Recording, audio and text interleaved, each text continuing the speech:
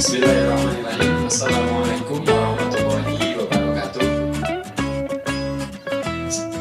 Yang salam sejahtera semua. Yang saya hormati Bu Rindu, CGP Angkatan 11 Kabupaten Wonosobo, Jawa Tengah. Dan yang berbahagia yang saya hormati pula Bapak Ibu Guru SD 3 Jonggol Sari. Sebelumnya puji syukur senantiasa kita panjatkan kehadirat Allah Subhanahu wa taala yang telah melimpahkan rahmat serta hidayahnya kepada kita semua, sehingga pada siang hari ini kita dapat berkumpul dalam acara ini insya Allah dalam keadaan sehat, tidak kurang suatu apapun.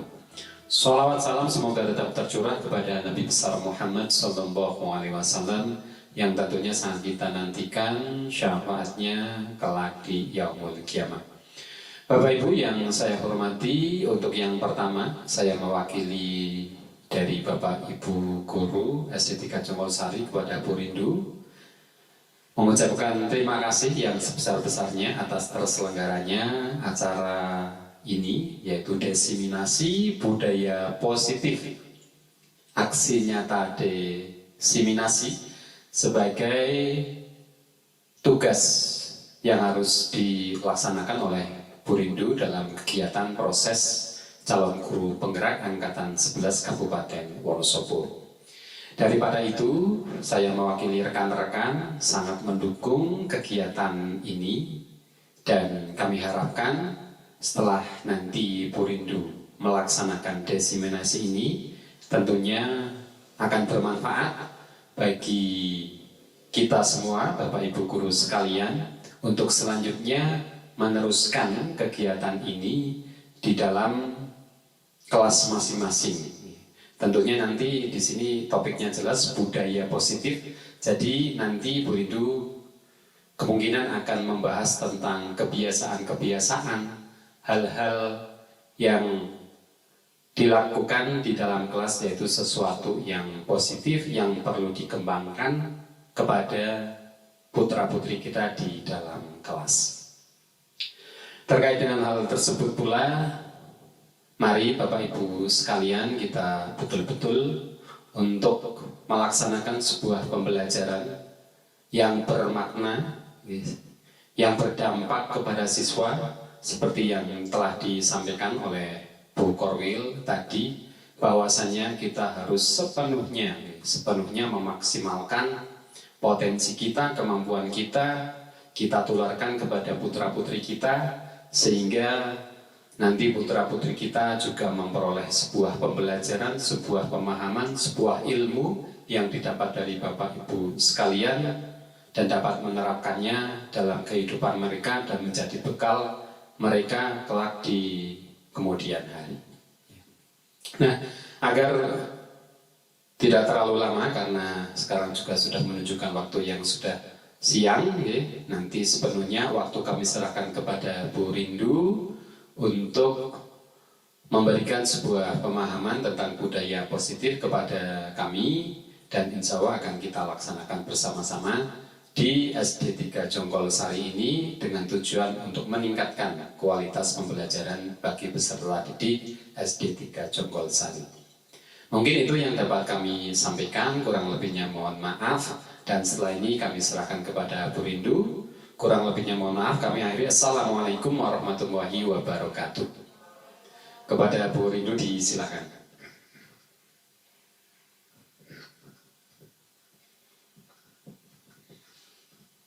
Bismillahirrahmanirrahim.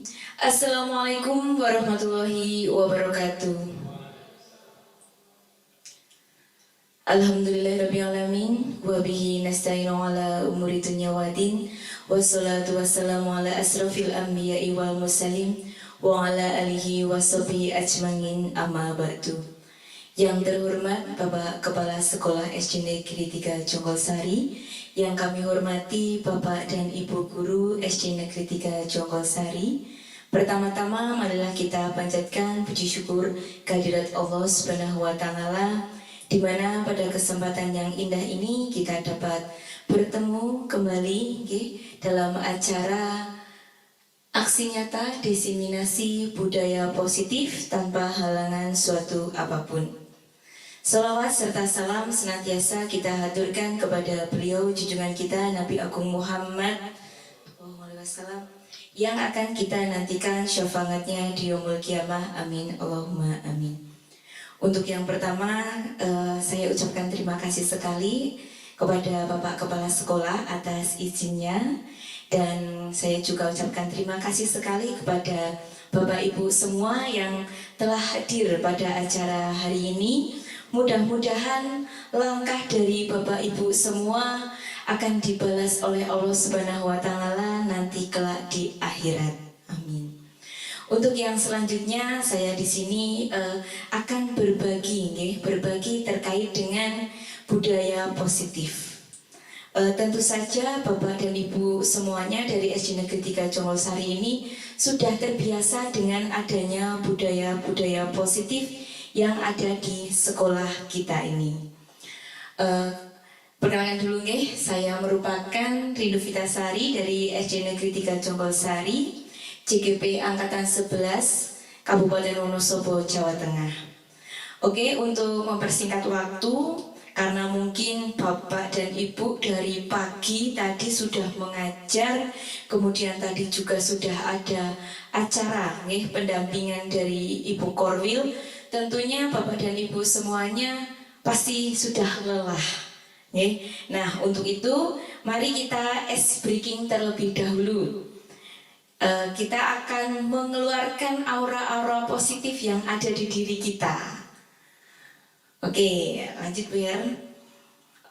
Mohon maaf, saya minta bantuan dari Bapak Ibu semua untuk berdiri. Ya. Oke, kita akan mengeluarkan aura-aura positif yang ada di diri kita ya. Yuk kita senyum ya. Senyum. Ya kan?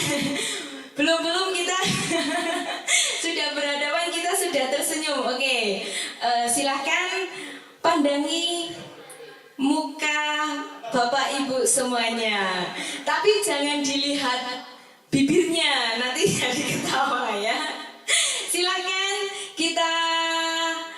kita mulai ya selama 30 detik. Oke, Mas Oli bisa bantu saya ya, 30 detik ya. Oke, kita mulai. 1, 2, 3. Silahkan berhadapan dengan teman-temannya ya. Iya, jangan dilihat bibirnya yang manyun apa gitu ya.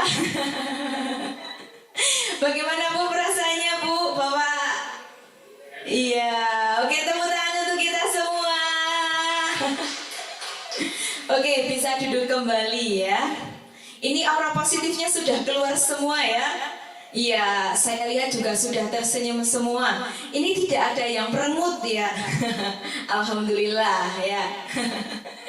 Oke, untuk selanjutnya, setelah kita ice breaking, sebelum saya masuk ke budaya positif, kita membuat kesepakatan dulu. Oke, kesepakatan forum diskusi. Mohon dari Bapak Ibu ada masukan untuk kesepakatan forum diskusi kita kali ini. Silahkan kesepakatannya. Ya. Oke, tepat waktu apa ini? Pulang. Oke, Bu Her, silahkan ditulis tepat waktu. Oke, apa lagi? HP mungkin? HP silent ya? Oke, HP silent. Kemudian apa lagi? Monggo Bapak Ibu. Iya. Jangan makan di ruangan. Nah, ini snacknya gimana ini Pak? Bahaya ya. Mungkin boleh ya, kalau minum makan boleh gitu ya. Oke, selanjutnya kita akan masuk ke dalam materi kita, yaitu terkait dengan budaya positif. Oke, sebelum masuk ke vibrasi juga, ini ada filosofi ya, dari Ki Hajar Dewantoro, bahwasanya yaitu menurut Ki Hajar Dewantoro, mengumpamakan sekolah sebagai sebuah ladang tempat persemaian bibit agar bibit bisa berkembang secara maksimal, maka petani dapat memperbaiki kondisi tanah, bibit tanaman, memberikan pupuk dan air, membasmi ulat-ulat atau jamur-jamur yang mengganggu hidup bibit tanaman dan lain sebagainya. Dari uraian tersebut, kita memahami bahwa sekolah diibaratkan sebagai tanah tempat bercocok tanam, sehingga guru harus mengusahakan sekolah jadi lingkungan yang menyenangkan, menjaga, dan melindungi murid dari hal-hal yang tidak baik. Dengan demikian, karakter murid tumbuh dengan baik sesuai dengan profil pelajar Pancasila. Oke, menurut Ki Hajar Dewantoro tadi, sekolah itu adalah tempat yang ternyaman bagi murid. Mereka akan memperoleh ilmu, mereka akan memperoleh hal-hal baik, hal-hal positif yang ada di sekolah. Kalau misal murid kita, kalau tidak diberikan ilmu, tidak mungkin anak-anak kita akan berhasil. Yaitu Ki Hajar Dewantoro akan mengibaratkan sebagai petani. Kalau petani itu kan kalau misalnya tanaman mau tumbuh dengan subur, itu harus dikasih air, harus dikasih pupuk. Seperti itu juga dengan murid kita. Kita harus memberikan manfaat, memberikan ilmu yang baik untuk murid-murid kita. Untuk selanjutnya yaitu budaya positif.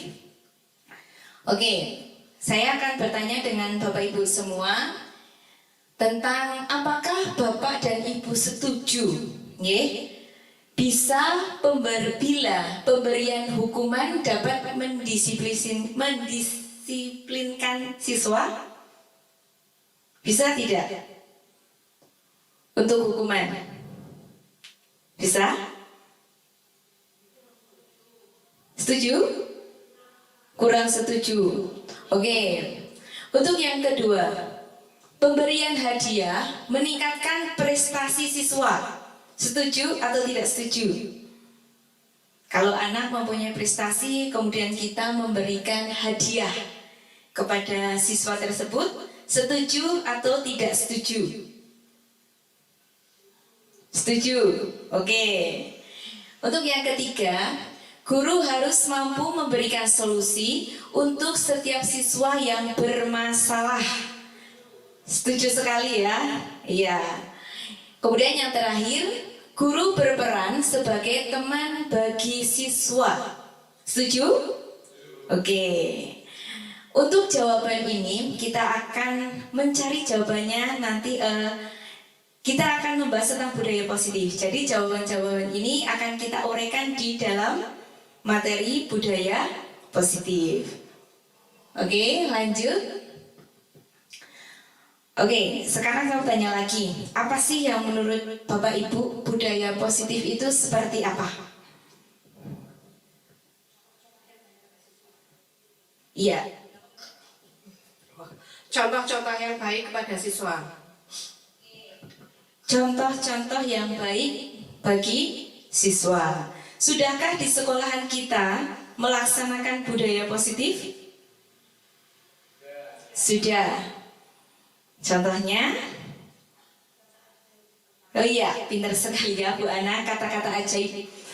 5S, senyum, sapa, salam, sopan, dan santun. Dan 3 kata ajaib yaitu ada maaf, tolong, dan terima kasih. Oke, budaya positif adalah perwujudan dari nilai-nilai atau keyakinan universal yang diterapkan di sekolah. Betul sekali yang tadi dikatakan oleh Bapak Ibu semua bahwa budaya positif juga sudah kita lakukan di dalam SD kita, yaitu tentang 5S dan juga kata-kata ajaib. Nah, ini Bapak Ibu semua, kita juga sudah mempunyai beberapa contoh dokumentasi, Untuk di sini juga kita sudah menerapkan 5S, ya, senyum, sapa, salam kepada anak-anak kita. Kemudian ada juga kegiatan positif kita, yaitu melaksanakan sholat duha berjamaah di setiap hari Jumat, dan setiap hari pun kita sudah melaksanakan sholat duha berjamaah, mulai dari Senin itu kelas 1, Selasa kelas 2, Rabu kelas 3, Kamis kelas 4 dan puncaknya yaitu di hari Jumat semua siswa, kemudian di hari Sabtu itu kelas 6. Kemudian kegiatan positif lainnya yaitu pembiasaan lainnya yaitu kita juga sudah melaksanakan kegiatan rutin yaitu adzan bagi siswa laki-laki. Kemudian kita juga sudah berdoa dan sebelum melaksanakan kegiatan. Nah, untuk kali ini sebagai seorang guru yang baik harus memiliki kemampuan dalam mewujudkan budaya positif di sekolah. Budaya positif tersebut dapat dijalankan dengan penerapan konsep-konsep inti, yaitu seperti yang pertama, kita akan belajar tentang disiplin positif, kemudian motivasi perilaku manusia, keyakinan sekolah atau kelas, kebutuhan dasar manusia, posisi kontrol restitusi, dan segitiga restitusi. Dari keenam inti ini, Bapak Ibu sudah melaksanakan yang mana? Intinya kalau anak bermasalah, kita bertanya, ternyata itu merupakan segitiga restitusi. Dulu saya nggak tahu kalau itu merupakan segitiga restitusi. Lanjut, untuk yang pertama yaitu tentang disiplin positif. Lanjut. Oke. Disiplin positif yaitu merupakan salah satu cara penerapan disiplin yang mengajarkan anak-anak bertanggung jawab dan menumbuhkan diri berdasarkan nilai-nilai kebajikan. Disiplin positif juga lebih ke arah disiplin diri yang dapat mengontrol diri dalam melakukan segala tindakan. Disiplin diri juga dapat membuat murid memahami dan menyadari berdasarkan motivasi internal, bukan akibat dari paksaan, pujian, ataupun hukuman. Lanjut. Kemudian untuk disiplin positif, yaitu kita juga sudah menerapkan untuk nilai kebajikan universalnya, yaitu terkait dengan 6 karakter dalam profil pelajar Pancasila. Yaitu ada beriman, bertakwa kepada Tuhan Yang Maha Esa dan berakhlak mulia, berkebinekaan global, bergotong royong, kreatif, bernalar kritis, serta mandiri. Untuk yang selanjutnya yaitu motivasi perilaku manusia. Oke, untuk motivasi perilaku manusia yaitu ada 3. Yang pertama, untuk menghindari ketidaknyamanan atau hukuman. Kemudian untuk mendapatkan imbalan atau penghargaan dari orang lain. Dan selanjutnya yaitu untuk menjadi orang yang mereka inginkan dan menghargai diri sendiri dengan nilai-nilai yang mereka percaya. Nah, untuk nilai-nilai yang mereka percaya yaitu ada 3, ada hukuman, konsekuensi, dan juga restitusi. Untuk Bapak Ibu, kita berada di dalam mana ini? Apakah kita kalau di dalam kelas ini kita berada di dalam hukuman, konsekuensi, atau restitusi? Oke, kita akan mulai dulu dari hukuman. Nanti setelah saya menjabarkan, nanti Bapak Ibu juga bisa tahu, oh ternyata selama ini saya itu menggunakan hukuman atau konsekuensi ataupun dengan restitusi. Untuk hukuman itu adalah tidak terencana, bersifat satu arah, tidak berupa hukuman fisik atau kata-kata kasar. Misalnya nih Pak, kalau zaman dulu kita sekolah SMP, kalau kita telat ke sekolah, kemudian kita memakai sepatu putih, apa yang akan dilakukan oleh wali kelas kita atau guru piket yang ada di gerbang kita? Tentunya kita masih disuruh pulang. Kalau enggak, kita mesti dihukum mutar 10 kali putaran halaman sekolah. Kan seperti itu nggih. Kalau zaman dulunya kita sekolah seperti itu, sepatu harus hitam. Kalau enggak hitam nanti disita. Nah, itu adalah sebuah dari hukuman. Kemudian konsekuensi yaitu bersifat terencana, sudah disepakati, bentuk-bentuk konsekuensi dibuat oleh guru atau pihak sekolah. Ini konsekuensinya juga biasanya misalnya seperti ini. Misalnya jadwal piket. Kita sudah, kalau ini kan sudah terencana, tapi biasanya itu guru yang hanya memutuskan Misalnya kalau piket nggih, kalau hari ini Selasa si A tidak piket, maka akan didenda 1.000. Itu kan mungkin hanya gurunya yang basa-basi seperti itu nggih, tapi anak-anaknya ya nggih Bu Guru. Nah, itu yang dinamakan dengan konsekuensi. Walaupun nanti saat kalau misal muridnya tidak melaksanakan piket, murid juga tetap membayar 1.000. Tapi keputusan itu biasanya dilakukan oleh guru.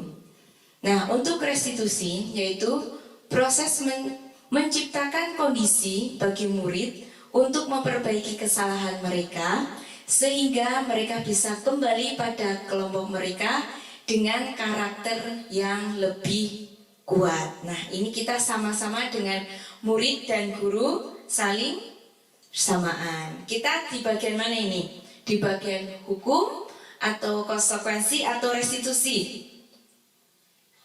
Di bagian mana?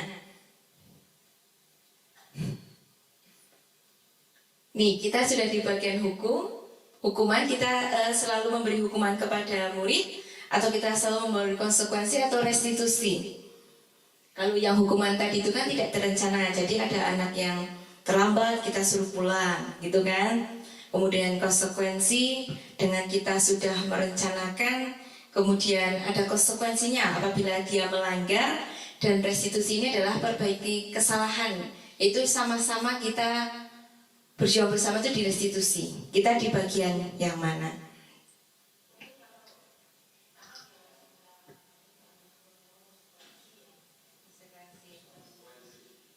Oke, kita berarti berada di dalam konsekuensi ya. Oke, untuk selanjutnya.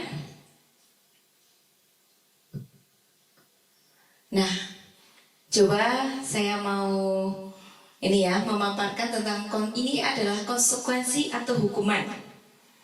Oke ya, untuk yang pertama, Pak Pratomo, saya bertanya ya Pak, untuk mencatat 100 kali di dalam buku, saya tidak akan mengulangi lagi karena berkelahi dengan teman. Ini merupakan konsekuensi atau hukuman? Hukuman. Oke, tepat sekali ya. Jadi untuk mencatat 100 kali karena anak tersebut sedang berkelahi, kemudian diberi hukuman gurunya untuk menulis 100 kali di buku. Saya tidak akan mengulangi lagi, saya tidak akan mengulangi lagi. Itu merupakan sebuah hukuman. Untuk yang selanjutnya, Bu Ratri ya, membersihkan coretan yang dibuat di meja tulis. Hukuman atau konsekuensi? Konsekuensi. Harus bertanggung jawab. Oke. Untuk yang selanjutnya, Bu Ana ya. Berdiri di depan kelas karena sambil angkat satu kaki. Maaf. Berdiri di depan kelas sambil angkat satu kaki karena tidak bisa menjawab pertanyaan. Berarti begini ya. Nah, itu hukuman atau konsekuensi?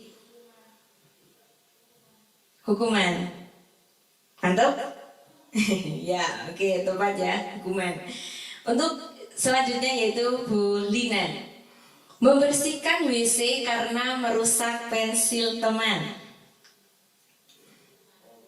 Hukuman.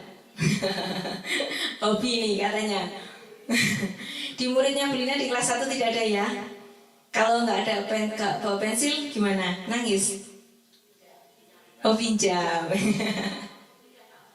Diberikan Pak Momo. Oke, lanjut. Nah, apabila kita sudah mengetahui tentang hukuman, kemudian restitusi dan juga konsekuensinya, ini ada dihukum oleh penghargaan. Nah, misalnya nih yang pertama, pengaruh jangka pendek dan jangka panjang. Misalnya, ada anak yang di situ itu minat belajarnya itu akan tumbuh apabila diberi penghargaan atau hadiah. Tapi kalau tidak ada penghargaan atau tidak ada hadiah, maka Ia tidak akan belajar. Oleh karena itu, dihukum oleh penghargaan itu akan mempengaruhi jangka pendek dan jangka panjang. Penghargaan juga tidak efektif. Kemudian, penghargaan akan merusak hubungan. Misalnya seperti ini. Ada murid yang ranking 1 sama ranking 2. Ya, Mary kata Bu Her. Yang ranking 1 selalu diberi penghargaan, selalu dikasih hadiah.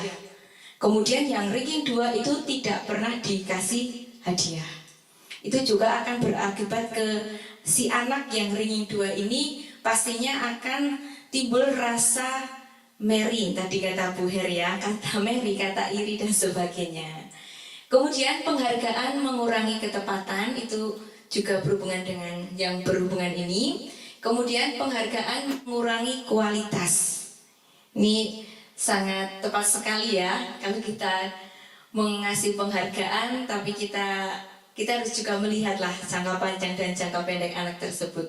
Kemudian penghargaan akan mematikan kreativitas.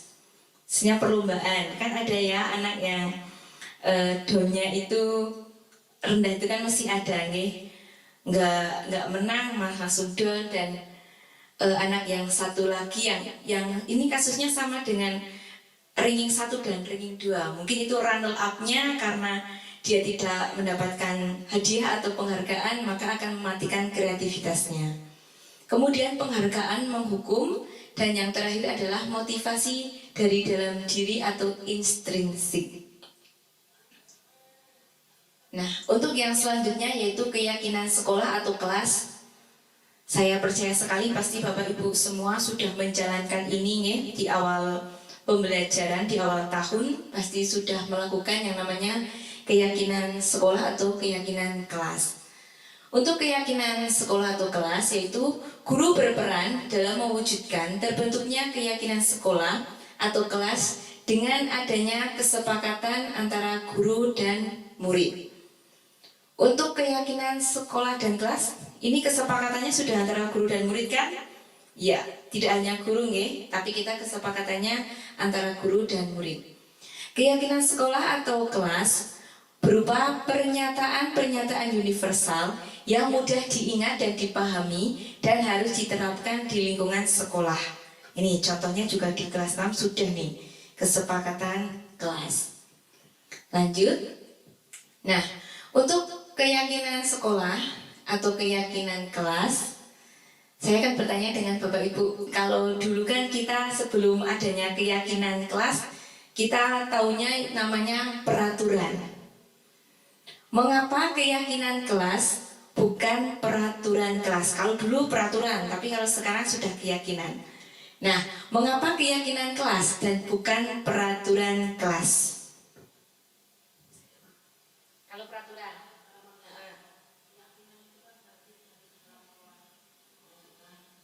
dari dalam hati kalau keyakinan gitu, tapi kalau peraturan sangat mengekang gitu ya. Oke, kita lihat jawabannya ya Bu. Saya juga mempunyai sebuah jawaban. Mengapa kita memiliki peraturan tentang menggunakan helm pada saat mengendarai kendaraan roda 2 atau motor? Itu karena apa? Iya, karena keselamatan dan juga karena peraturan. Nah, lanjut Bu Her, kita akan menjawab dengan mengapa. Karena keyakinan kelas dibuat berdasarkan kesepakatan antara guru dan siswa yang bersifat universal. Sedangkan peraturan biasanya dibuat oleh guru yang bersifat satu arah. Punya manut Bu Guru nih, kalau kamu tidak mengerjakan, ya ada hukumannya, itu namanya peraturan. Tapi kalau kesepakatan berarti adanya hubungan kita dengan murid. Kemudian prosedur dalam pembentukan keyakinan sekolah atau kelas. Yang pertama, mempersilahkan warga sekolah atau siswa untuk mencurahkan ide tentang peraturan yang akan disepakati. Kemudian, mencatat semua masukan, ganti kalimat negatif menjadi kalimat positif. Jadi kata-kata yang bukan itu harus dihilangkan dengan kalimat positif. Kemudian, tinjau kembali curahan pendapat yang terkumpul dan susun menjadi keyakinan sekolah atau kelas.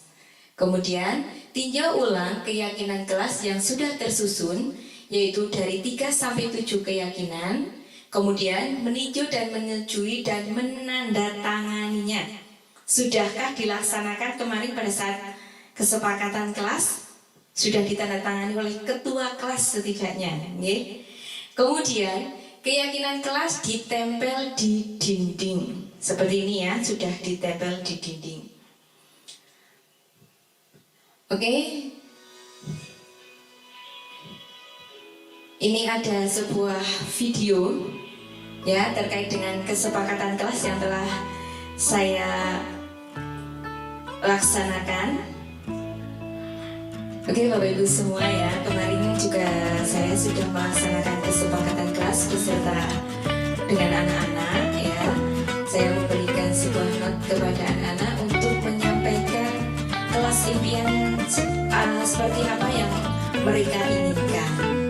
Mereka sangat antusias sekali dalam kita membuat kesepakatan kelas, dan setelah mereka memberikan ide-ide impian mereka, kemudian mereka menempelkan ke depan. Kemudian kita akan meninjau, membacakan satu persatu dari ide-ide impian dari anak-anak semua. Setelah itu kita juga meringkas atau memberikan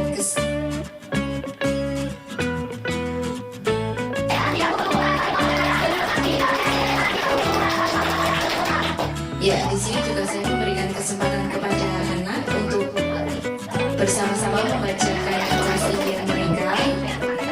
Nah, setelah itu kita tinjau kembali untuk mengganti kalimat-kalimat yang negatif menjadi kalimat yang positif.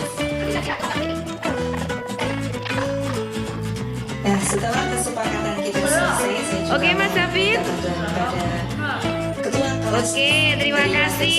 Untuk membacakan kembali dan Oke, Mas Sia. menandatangani kesepakatan kelas yang ada yang setelah kita sepakati.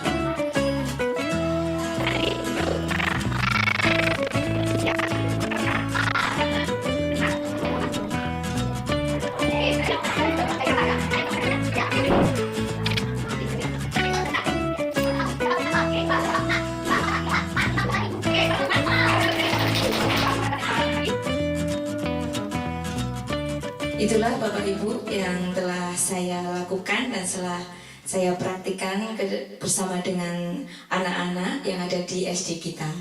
Untuk yang selanjutnya yaitu kebutuhan dasar manusia. Yaitu ketika seorang murid melakukan suatu perbuatan yang bertentangan dengan nilai kebajikan atau melanggar peraturan, hal itu sebenarnya dikarenakan gagal memenuhi kebutuhan seseorang. Jadi kebutuhan dasar manusia itu ada 5. Yang pertama yaitu bertahan hidup, kasih sayang dan rasa terima kasih, penguasaan, kebebasan, dan kesenangan. Nah, di sini ada studi kasus. Ibu Ani, wali kelas 6, sedang kebingungan menghadapi ulah salah satu murid di kelasnya yang bernama Surya. Beberapa anak telah mengeluhkan Surya yang sering meminta bekal makan siang mereka dengan paksa. Jika Anda menghadapi situasi seperti Ibu Ani, apa yang akan Anda lakukan? Menurut Anda, kira-kira alasan Surya melakukan hal itu apa? Surya ini tidak membawa bekal, kemudian meminta paksa makanan temannya. Itu kalau menurut Bapak Ibu itu karena apa alasannya? Karena tidak sarapan atau tidak makan di rumah. Oke. Kita ulas nih terkait dengan 5 dasar kebutuhan manusia. Untuk yang pertama yaitu pada kebutuhan dasar manusia yaitu yang bertahan hidup. Iya. Yang bertahan hidup ini yaitu karena ia lapar dan orang tuanya tidak membawakan bekal makan siang. Maka kebutuhan dasar yang sedang berusaha dipenuhi oleh surya adalah kebutuhan untuk bertahan hidup. Betul sekali ya tadi, karena surya itu tidak sarapan, jadinya di dalam sekolah itu dia meminta paksa makanan dari temannya. Kemudian yang kedua, kebutuhan dasar yang kedua, yaitu bisa jadi karena dia merasa senang temannya memperhatikan dia. Ketika temannya melaporkan kepada wali kelas dan gurunya, memberitahu kepada orang tuanya, jadi memperhatikan dia. Maka kebutuhan dasar yang sedang dipenuhi surya adalah kebutuhan kasih sayang dan rasa diterima. Jadi mungkin karena kurangnya kasih sayang di dalam keluarga, seperti itu. Kemudian yang ketiga yaitu kekuasaan. Karena temannya jadi takut dengan dia dan menuruti keinginannya, maka sebetulnya surya sedang berusaha memenuhi kebutuhan dasarnya, yaitu akan kekuasaannya. Ya. Kemudian yang keempat yaitu tentang kebebasan. Karena dia merasa bosan dengan bekal makanan yang dibawakan ibunya dari rumah, karena ibunya selalu membawakan bekal yang sama. Oleh karena itu, dia ingin mencoba makanan teman-temannya yang beraneka ragam, maka surya sedang berusaha memenuhi kebutuhan akan kebebasannya. Mungkin karena bosan setiap hari diberi bekal itu saja, jadinya mungkin caper ya maksudnya ya. Iya, beri kebebasan kepada anak. Kemudian yaitu karena kesenangan. Anak kan juga punya rasa iseng sama teman-temannya, yaitu karena surya melakukan iseng saja dan ia menikmati ekspresi wajah teman-temannya yang kesal karena diambil makanannya, dan menurut dia ekspresi teman-temannya itu adalah lucu. Maka berarti surya sedang berusaha memenuhi kebutuhannya akan kesenangannya. Itulah dari kebutuhan manusia, yaitu ada 5. Untuk yang selanjutnya yaitu posisi kontrol restitusi. Posisi kontrol restitusi yaitu ada 5, yaitu kita sebagai guru ya, sebagai penghukum, kemudian pembuat merasa bersalah, sebagai teman, sebagai pemantau, dan sebagai manajer. Kalau Bapak Ibu melihat dari 5 posisi kontrol guru ini, Bapak Ibu di bagian mana? Apakah sebagai guru penghukum, ataukah sebagai pembuat merasa bersalah, atau sebagai teman, atau pemantau, atau manajer? Biasanya seperti apa kalau sekarang? Sebelum saya mengulas apa sih penghukum itu, manajer itu apa, teman itu apa? Sebagai apa? Teman, pemantau, pengawas ya, pemantau. Manajer nih, Pak Sus sebagai manajer. Ada manajer, ada pemantau, dan ada tadi teman. Oke, kita akan mengulas satu persatu. Jika seorang guru, yaitu sebagai penghukum, maka dia akan menghardik, menunjukkan dan membentak, nunjuk-nunjuk ngeten ya, kalih membentak. Kemudian hukuman juga berupa fisik atau verbal, yaitu kata-katanya kasar nih kalau guru itu sebagai penghukum. Dampaknya apa yang akan didapatkan oleh anak, yaitu anak akan menjadi pendendam. Wah, awas nih guru nih ya. Seperti itu. Kemudian tidak menyukai guru atau makhluk tertentu. Kalau sudah tidak senang ya, mau sebaik apapun gurunya ya tetap muridnya tidak senang kalau sudah dendam dulu dari hati. Itu kalau kita guru sebagai penghukum. Untuk selanjutnya yaitu guru sebagai pembuat merasa bersalah. Nih, suaranya lembut namun menyalahkan siswa. Wah, ini jeru ya. Berarti kayak nyindir atau apa ini? Ya. Kemudian guru menyatakan kesalahan pada siswa dan guru menderita. Dampak yang akan dirasakan oleh siswa yaitu membuat siswa akan merasa bersalah. Kemudian siswa itu akan menjadi rendah diri dan menarik diri. Mungkin akan menjadi introvert juga bisa, anaknya juga mudah menyendiri. Kemudian kalau kita guru sebagai teman, nah nih guru bersikap ramah. Kemudian cenderung senda gurau untuk menghangatkan suasana. Nah, dampak yang akan didapatkan oleh murid yaitu murid bergantung pada satu orang. Wah, nek orang guru kai sih nyaman, ya saya nggak mau, itu juga pasti ada. Kemudian akan membuat siswa tidak mandiri. Nah, untuk selanjutnya, jika guru sebagai pemantau, yaitu nada bicara dan ekspresinya datar, nggak ada ekspresinya ini. Kemudian identitas berhasil, karena kan memantau ya. Oh ini berarti seperti ini.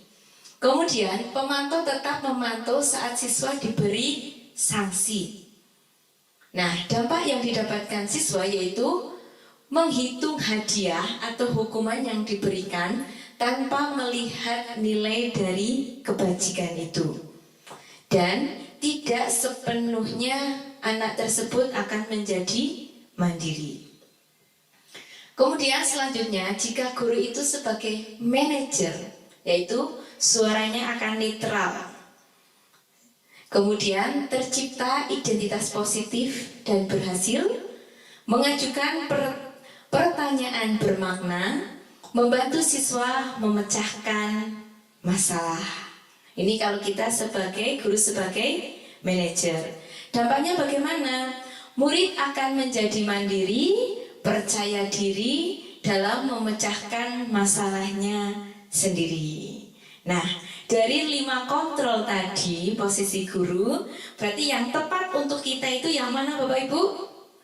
Iya, kita itu guru itu harus sebagai manajer, yaitu bisa menciptakan identitas positif dan setidaknya bisa membantu memecahkan masalah dari siswa-siswa kita. Nah ini ya, kita sebagai manajer, guru dapat berbuat sesuatu bersama murid, mempersilahkan murid bertanggung jawab, dan mendukung murid agar menemukan solusi. Selain itu, posisi manajer mengacu pada restitusi yang dapat menjadikan murid sebagai manajer bagi dirinya sendiri, sehingga dapat tercipta identitas positif pada diri murid. Dan yang terakhir, yaitu adalah segitiga restitusi. Apa itu segitiga restitusi? Ada yang tahu? Oke, kita bahas bersama-sama. Segitiga restitusi yaitu ada tahapannya, ada 3 tahapan dalam segitiga restitusi. Yang pertama adalah menstabilkan identitas, kemudian validasi tindakan yang salah, dan yang terakhir adalah menanyakan keyakinan. Lanjut, untuk yang pertama yaitu menstabilkan identitas, yaitu dilakukan berdasarkan prinsip bahwa membuat kesalahan adalah bagian dari proses pembelajaran yang nantinya akan menggeser identitas gagal ke arah identitas sukses.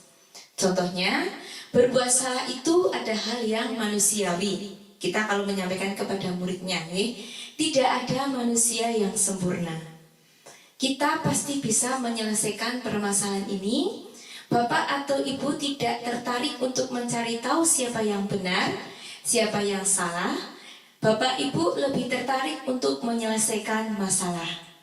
Kalau kamu menyalahkan dirimu sendiri terus-menerus, apakah kamu bersikap baik pada dirimu sendiri? Itu kalau menstabilkan identitas. Kemudian selanjutnya yaitu validasi tindakan yang salah. Yaitu validasi tindakan yang salah dilakukan berdasarkan prinsip bahwa setiap perilaku berupaya memenuhi suatu kebutuhan tertentu, sehingga guru atau orang tua akan bergeser dari pemikiran stimulus menjadi aktif, serta akan lebih mengenali pengakui kebutuhan murid dan siswa. Contohnya, yaitu pasti kamu punya alasan mengapa kamu melakukan hal tersebut. Apa yang penting bagimu? Kamu boleh tetap berusaha menjaga sikap itu, tapi tambahkan sikap yang lain yang baru. Maukah kamu belajar cara lain untuk mendapatkan yang kamu butuhkan tanpa harus memukul? Kemudian yang terakhir adalah menanyakan keyakinan. Menanyakan keyakinan dilakukan dengan memberi pertanyaan-pertanyaan bermakna kepada murid atau anak untuk memunculkan motivasi secara intrinsik sehingga mampu mengaitkan keyakinan dengan yang salah. Kemudian contohnya yaitu apa nilai yang kita percaya di sekolah kita, nilai-nilai apa yang telah kita sepakati, kelas yang ideal itu seperti apa sih? Kamu ingin menjadi anak yang seperti apa? Apa yang kamu rasakan ketika kamu melakukan itu? Kamu menjadi orang yang seperti apa? Nah, di sini saya juga sudah menerapkan segitiga restitusi bersama anak. Nih, berikut adalah contoh video segitiga restitusinya.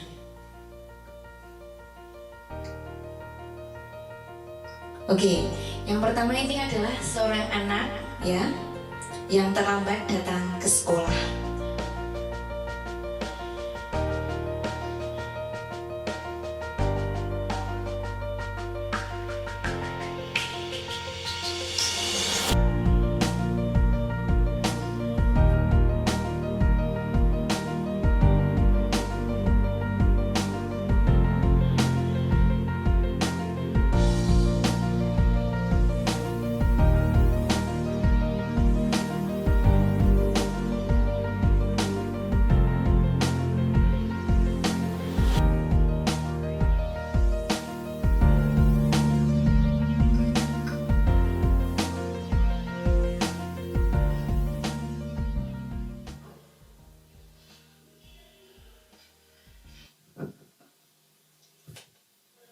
Oke, ini adalah bentuk restitusi yang saya lakukan bersama murid yang telah tadi. Waalaikumsalam warahmatullahi wabarakatuh. Sudah istirahat, Nak? Udah tadi kami Iya. Mas Soleh tahu nggak kenapa tahu kamu tadi berangkatnya terlambat Mas Soleh tadi berangkat ke sekolah jam berapa? jam setengah 8 Setengah 8. Mas Soleh tahu kalau di sekolah kita masuknya jam berapa, Nak? jam 7.15. Jam 7.15. Itu artinya Mas Soleh tadi berangkat ke sekolah tepat waktu atau terlambat? Terlambat. Kalau menurut Mas Soleh, terlambat itu merupakan perbuatan yang baik atau tidak baik? Tidak baik. Tidak apa-apa ya Mas Soleh, namanya juga manusia itu tidak ada yang sempurna. Begitu juga dengan Bu Rindu. Bu Rindu juga pernah terlambat pada saat acara. Nah, ini Bu Guru tidak akan mencari masalah nih dari yang tadi keterangan Mas Soleh, tapi Bu Guru hari ini akan mencarikan solusi dari keterlambatan Mas Soleh ini. Ya, coba ceritakan sama Bu Guru, kenapa sih tadi Mas Soleh terlambat? Karena main HP. Karena main HP. Kenapa main HP begitu?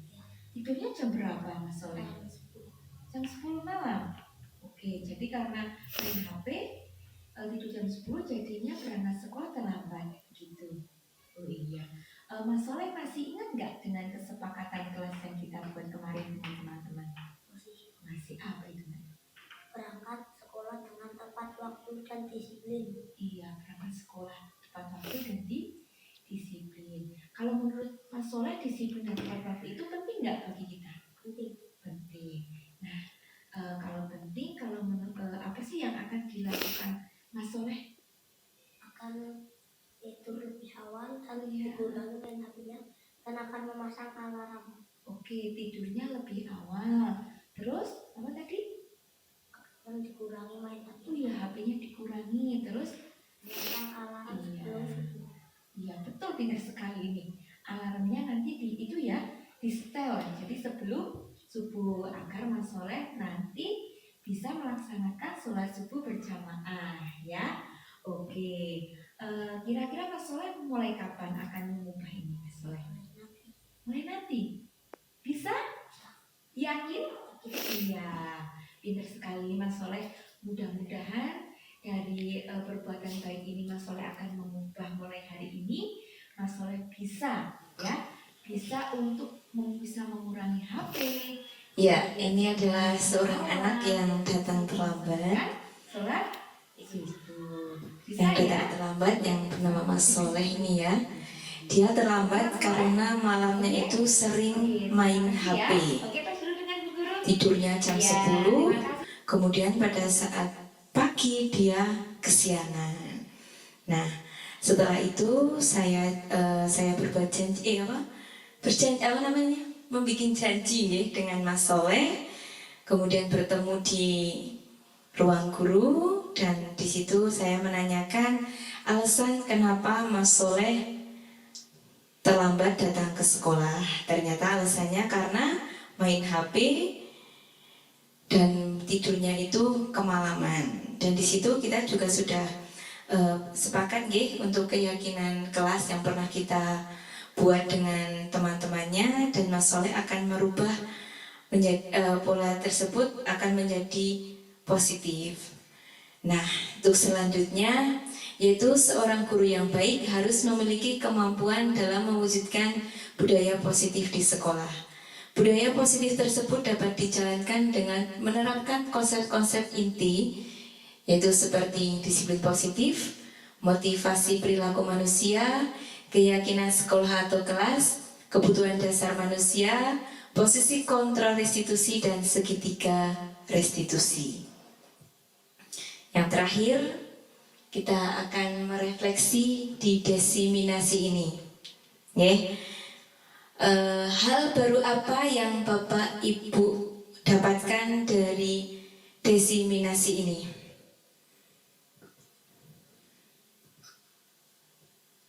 Hal baru apa yang Bapak Ibu dapatkan dari desiminasi ini? Oke, penerapan segitiga restitusi.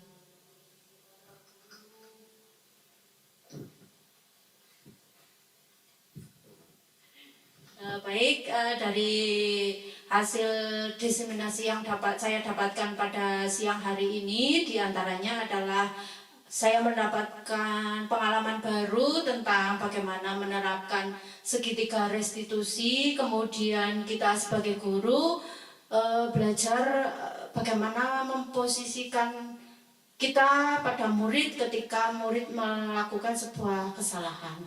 Dan tentunya mereka punya alasan mengapa mereka melakukan kesalahan tersebut. Demikian, terima kasih. Kita kasih tepuk tangan dan aplaus untuk Bu Ratri, luar biasa sekali. Kemudian, apa yang akan Bapak Ibu lakukan setelah mengikuti desiminasi ini?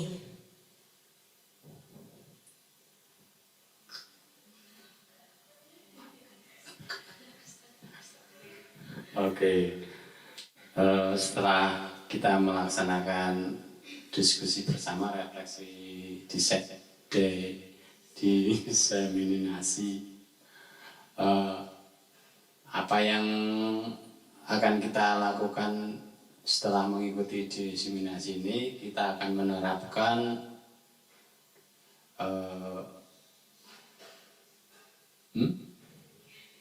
segitiga restitusi dan kesepakatan kelas. Itu kira-kira yang bisa saya lakukan nantinya. Terima kasih. Terima kasih Pak Pratomo, kita kasih aplaus nih. Oke, yang terakhir, berikan saran dan kritik kepada saya, narasumber. Silahkan. Terspesial buat Pak Kepala Sekolah. Baik, terima kasih atas waktu yang telah diberikan kepada kami. Namun sebelumnya, tepuk tangan dulu buat Bu Rindu semuanya. Oke. Ini sudah sampai pada refleksi desiminasi yang pada kaitan kali ini adalah tentang berikan saran dan kritik buat narasumber. Secara keseluruhan tadi pembawaan narasumber sudah sangat mantap, bagus. Terus penjelasan dari artikulasi kata-kata maupun penyampaiannya juga sudah bagus. Namun yang perlu kami istilahkan memberikan saran ya hanya tingkatkan lagi lebih mantap lagi, nggih, terus laksanakan apa yang telah tadi didesiminasi, utamanya tentang tentang budaya positif dan lebih spesifik lagi tadi tentang segitiga restitusi, tentang segitiga restitusi ini memang harus betul-betul diterapkan kepada siswa dengan bijak sehingga siswa tidak berdampak tentang hal-hal negatif yang tadi dipaparkan. Itu mungkin Mbak. Semangat, mantap. Oke, terima kasih kepada Pak Susilo. Kita kasih aplaus tepuk tangan untuk Pak Kepala Sekolah kita. Oke, Bapak Ibu semua, rangkaian dari desiminasi saya sudah usai. Saya mohon undur diri, saya mohon maaf apabila banyak salah kata dalam saya menyampaikan desiminasi dari awal hingga akhir. Saya mohon maaf yang sebesar-besarnya. Semoga bermanfaat dan terima kasih tergerak, bergerak, dan menggerakkan. Wassalamualaikum warahmatullahi wabarakatuh.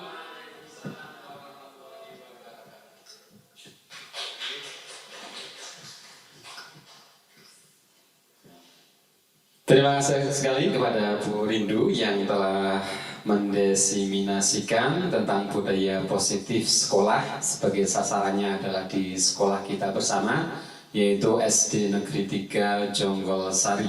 Tentunya yang kami harapkan ini merupakan masukan dan juga pengetahuan buat kita semua tentang budaya positif yang memang sangat-sangat dibutuhkan oleh satuan pendidikan untuk saat ini. Sudah tidak zamannya lagi kita itu hukum-hukuman. Sudah tidak zamannya lagi kita itu memberi sanksi-sanksian. Dalam artian sanksi yang dibuat hanya untuk mengungkapkan rasa kekecewaan kita terhadap murid. Tetapi yang kita butuhkan adalah sebuah sistem manajer. Di situ ada penguatan meskipun seorang siswa itu melanggar sebuah tata tertib atau aturan, tetapi kita tetap bersikap fleksibel kepada siswa dan sebagai apa istilahnya untuk menertibkan mereka kita harus betul-betul memahami dampak yang diterima oleh siswa, jangan sampai berakibat negatif itu. Dan untuk di akhir penghujung acara, terima kasih Bu Rindu atas segala sesuatunya, yang utamanya adalah tentang materi pada hari ini. Insya Allah akan bermanfaat bagi kita semua untuk meningkatkan kualitas pendidikan di SD 3 Jonggol Sari. Mari Bapak Ibu sekalian, untuk acara yang terakhir adalah acara penutup. Kita tutup bersama acara desiminasi budaya positif SD Negeri 3 Jonggol Sari oleh Ibu Rindu Vitasari sebagai CGP Angkatan 11 Kabupaten Wonosobo dengan bersama-sama membaca bacaan hamdalah. Alhamdulillahirrabbilalamin. Selamat siang, salam sejahtera bagi kita semua. Assalamualaikum warahmatullahi wabarakatuh.